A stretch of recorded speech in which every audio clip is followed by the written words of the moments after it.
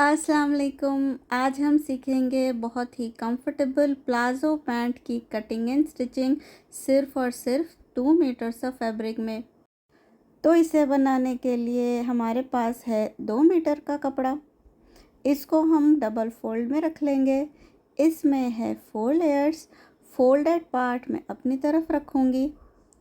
सबसे पहले कॉर्नर से एक स्ट्रेट लाइन बनाएंगे फैब्रिक को स्ट्रेट करने के लिए। इस मार्किंग के बाद बेल्ट की मार्किंग करेंगे। 2 इंचेस बेल्ट की फोल्डिंग के लिए छोड़ देना है। यहाँ पर भी एक स्ट्रेट लाइन बना लेंगे।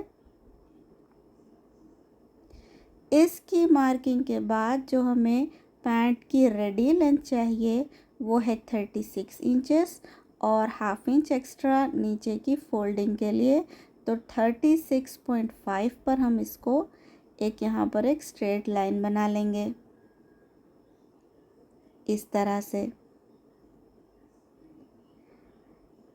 अब क्रोच एरिया की जो लेंथ हमें चाहिए वो है 14 इंचेस रेडी, लेकिन यहाँ पर मैं 12.5 इंचेस लूँगी क्योंकि गोलाई की वजह से ये 14 इंचेस रेडी हमें मिल जाएगा।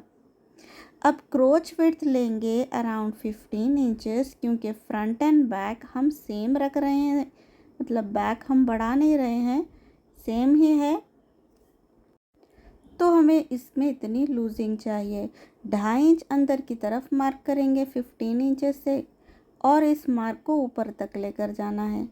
क्रोच विड्थ की जो हमने ये बॉक्स बनाया है यहाँ 1.5 इंच हम अंदर की तरफ इस तरह से मार्क करेंगे और हल्की सी गोलाई में क्रोच एरिया का शेप देंगे इस तरह से। बॉटम हमें चाहिए अराउंड 9 इंचेस का रेडी, तो 9.5 पर इसकी मार्किंग करेंगे, हाफ इंच का स्टिचिंग मार्जिन। अब इस पॉइंट को क्रोच एरिया के पॉइंट से ये पैंट की स्केल से इस तरह से मार्क कर लेना है। अगर ये पैंट की स्केल ना हो तो किसी भी स्केल से आप स्ट्रेट भी मार्किंग कर सकते हैं। ये हो गई इसकी मार्किंग। अब हम कर लेंगे इसकी कटिंग। ये बहुत ही सिंपल मेथड है प्लाज़ो पैंट को कट करने का, बहुत ही इजी मेथड मैं बता रही हूँ आपको। ये हो गई इसकी कटिंग इस तरह से। यहाँ पर हम एक कट लगा लेंगे ताकि हमें पता चले कि हमें नीचे कितना फोल्ड करना है, और यहाँ पर भी एक कट लगा लेंगे ताकि हमें पता चले कि कितना हमें बेल्ट के लिए फोल्ड करना है। ये जितनी भी मार्किंग मैंने की है फैब्रिक के फ्रंट पार्ट पर की है, तो हम पहले इसको खोलेंगे। अब इसमें हम सीधा सीधा पार्ट पहले आपस में मिलाएंगे। अगर आप एक बिगनर हैं तो इस वीडियो को देखकर आप बहुत ही आसान तरीके से प्लाज़ो पैंट की कटिंग एंड स्टिचिंग कर सकते हैं। सीधा सीधा पार्ट आपस में मिला लिया और सबसे पहले क्रोच एरिया की स्टिचिंग करेंगे हाफ इंच के मार्जिन के साथ। इसकी स्टिचिंग के बाद अब हम बॉटम को सेट करेंगे, क्योंकि बॉटम पे हमें अलग से एक स्ट्रिप लगाकर उसे बैक साइड की तरफ फोल्ड करना है। तो ये है हमारा बॉटम। इसी की साइज़ की मैंने एक पट्टी ले ली। इस पट्टी की चौड़ाई है 3 इंचेस। 3 इंच की हमने इसकी चौड़ी पट्टी ले ली।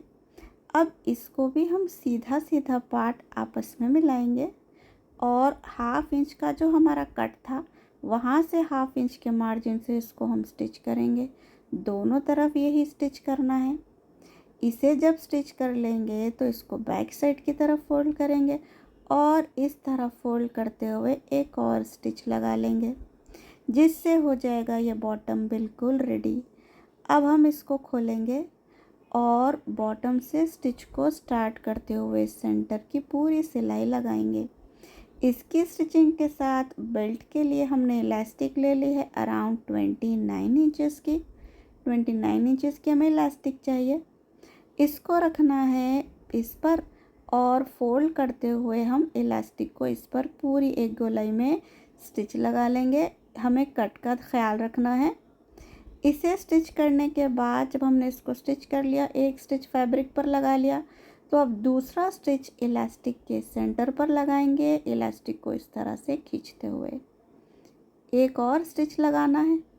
इसकी स्टिचिंग के साथ ये प्लाज़ो पैंट की कटिंग एंड स्टिचिंग हमारी हो चुकी है। ये है बिल्कुल रेडी टू वेयर। चैनल पर न्यू है तो चैनल को सब्सक्राइब करें। अस्सलाम वालेकुम।